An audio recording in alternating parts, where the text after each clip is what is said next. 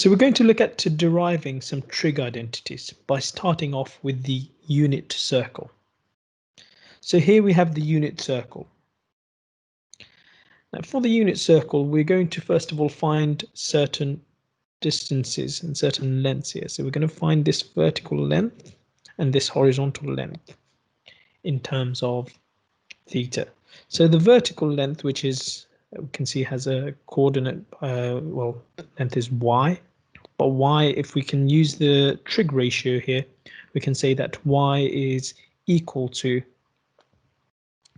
1 times sine theta. Since we've got a unit circle, the radius is 1, so it's 1 times sine theta.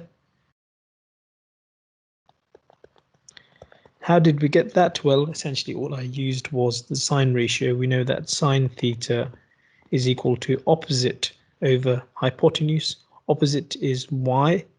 Hypotenuse is 1. So when we rearrange that, we get y is equal to 1 times sine theta.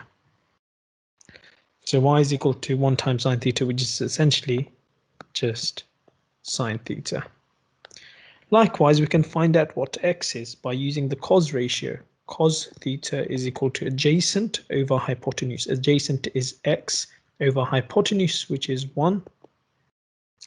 Therefore, rearranging that gets us x is equal to cos theta.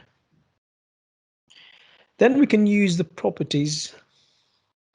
We can use the Pythagoras theorem to say that x squared plus y squared is equal to 1.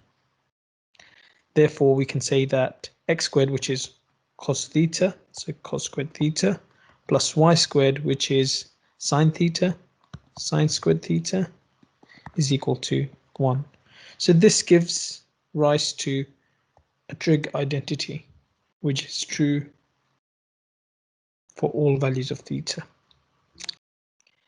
Now we can then go and use the tan ratio to find out another trig identity here. So the tan ratio is tan theta is equal to opposite over adjacent. Opposite is y, adjacent is x.